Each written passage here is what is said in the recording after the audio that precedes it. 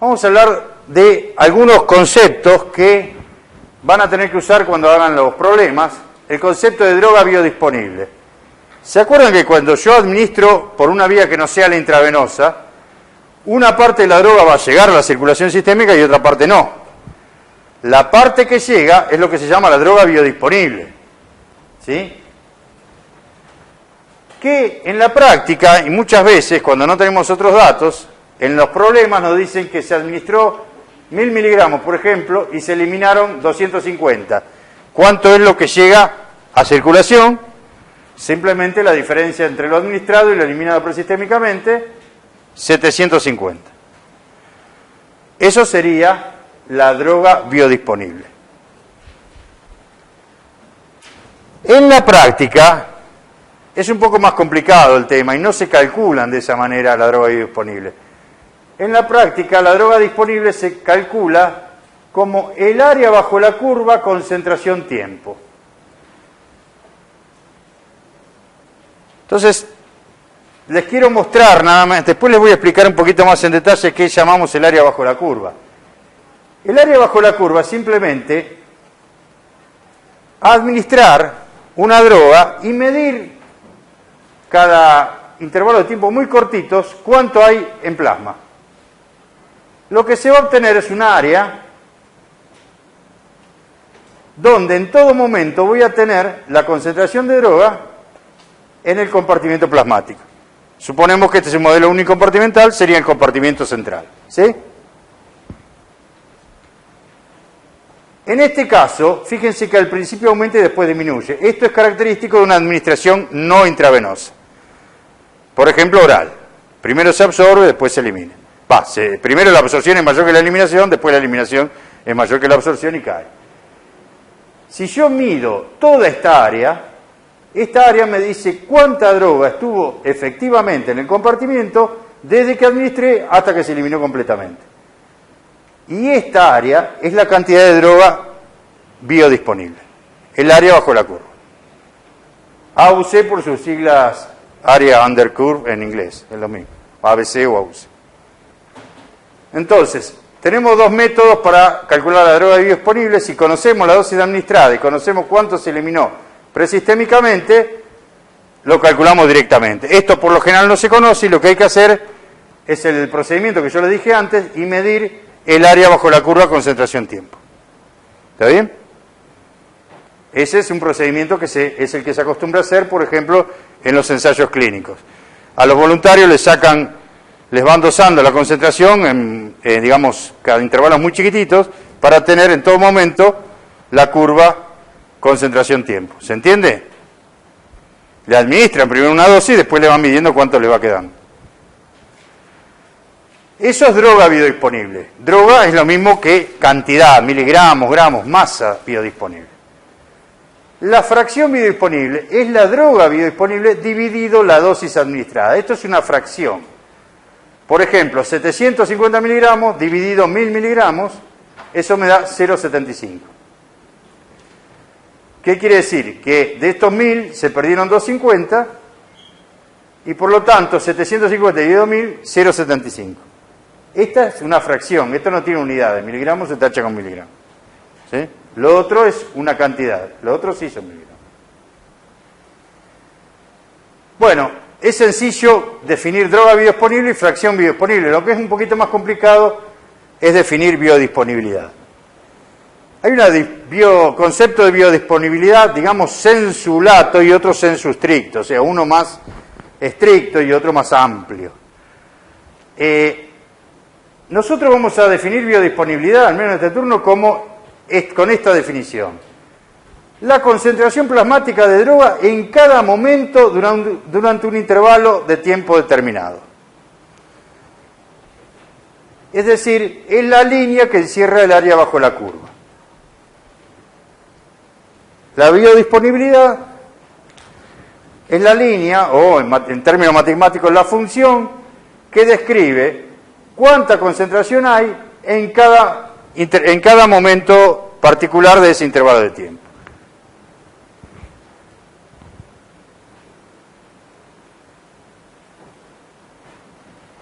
Por ejemplo, sería cada uno de estos puntos. Para este tiempo y esta concentración. Para este tiempo, esta concentración. Se entiende que esta línea me dice en cada momento de todo este intervalo, desde que administro la droga hasta que desaparece, cuánta droga hay en cada momento particular. Esa es la biodisponibilidad. La línea que está por encima del área, la línea que encierra al área bajo la curva. La función que describe esa área bajo la curva. ¿Sí? Dijimos que esto era una administración intravenosa o no intravenosa. No intravenosa. La intravenosa sería igual, pero empezaría en el pico. ¿Por qué? Porque cuando yo administro, sube hasta el pico inmediatamente y después baja.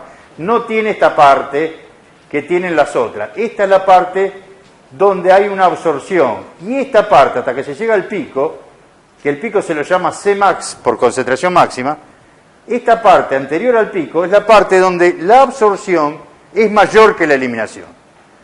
En el pico, la absorción y la eliminación se igualan. Y a partir de acá, es mayor la eliminación que la absorción. ¿Sí? Por eso descienden los niveles de droga. ¿Se entiende? ¿Se entiende más o menos? Bueno. El tiempo que tarda la droga en llegar al pico se llama T máximo. T máximo por C máximo. Fíjense que hay una línea acá que dice MEC. Esto está en inglés. Esta es la mínima concentración efectiva. ¿Qué quiere decir? Que por encima de eso la droga empieza a tener efecto terapéutico. Por debajo no hace ningún efecto. ¿Cuánto es la duración de acción de una droga? De este gráfico yo puedo decir cuánto va a durar el efecto de la droga. Va a durar todo el efecto, todo el tiempo que esté por encima de esta línea. ¿Y eso cuánto va a ser? Desde acá hasta acá. Este periodo de tiempo, desde acá hasta acá, se llama duración de acción. Todo el tiempo que está por encima del límite terapéutico. ¿Se entiende? Cuando cae por debajo ya no tiene más efecto. Se terminó el efecto. ¿Se entiende? ¿Más o menos? Bueno. ¿Qué se llama periodo de latencia? Acá le ponen onset time. Es el tiempo que tarda la droga en ¿qué? En llegar al límite y por lo tanto ¿en qué? Hasta acá, todo este periodo que ¿hay efecto o no hay efecto? No, recién hay efecto a partir de acá. Es el tiempo que tarda la droga en alcanzar un efecto, en llegar al efecto, el periodo de latencia. Si a uno le duele la muela, lo que tarda, digamos, de que tomo la pastillita hasta que se me va el dolor. Ese periodo es el que tarda la droga en alcanzar el nivel terapéutico y después superarlo. ¿Se entiende? Bueno, y toda esta zona es la zona de eliminación que de alguna manera tiene relación con los gráficos que vimos antes donde la droga cae. ¿Sí? Después vamos a ver en unos problemas que van a hacer en la guía cómo se relaciona esto con la eliminación. Pero esta es la zona donde predomina la eliminación. ¿Se entiende esto? Y que el gráfico, si esto fuera una administración intravenosa, sería igual, pero empezaría a partir del pico. ¿Se entiende? Ahora bien, dos áreas bajo la curva iguales pueden tener distintas biodisponibilidades. Acá yo, esto lo dibujé a mano, intenté hacer que el área bajo la curva para la administración A sea la misma que el área bajo la curva para la administración B. ¿Por qué las áreas son iguales? Porque esta es menos larga pero más alta, esta es más baja pero más larga. Puede ser que sean iguales, tranquilamente. ¿Sí? ¿Pero son iguales las biodisponibilidades? No. En esta hay un aumento muy rápido y una caída muy rápida. En esta hay un aumento más bien lento, pero la eliminación también es más lenta. Por ahí las áreas sí son iguales, pero lo que es distinto es la biodisponibilidad. Y fíjense que eso trae como consecuencia, por ejemplo, que sea distinto el tiempo de acción. Fíjense que la duración de acción de A es la línea punteada en azul y la duración de acción de B es la línea punteada en rojo, que es mucho mayor. ¿Sí? Por otra parte, en este caso, B podría estar mucho más tiempo, digamos, haciendo efecto que A. Por otra parte, supongamos que esté la línea de mínima concentración donde empiezan a aparecer efectos tóxicos, por acá. A lo alcanza y lo supera, pero B no lo alcanza, entonces hay una diferencia ahí. Entonces, lo que yo quiero que entiendan, que no alcanza con que las áreas bajo la curva sean parecidas o iguales, sino que lo importante es la forma con que esa área, la forma de esa área, ¿sí? La biodisponibilidad no es la misma en A que en B, ¿se entiende? Y con eso vamos a llegar al concepto de bioequivalencia. Dos preparados, administrados por la misma vía, con el mismo principio activo, con la misma dosis, todo igual, son bioequivalentes si y solo si tienen la misma biodisponibilidad. ¿Sí?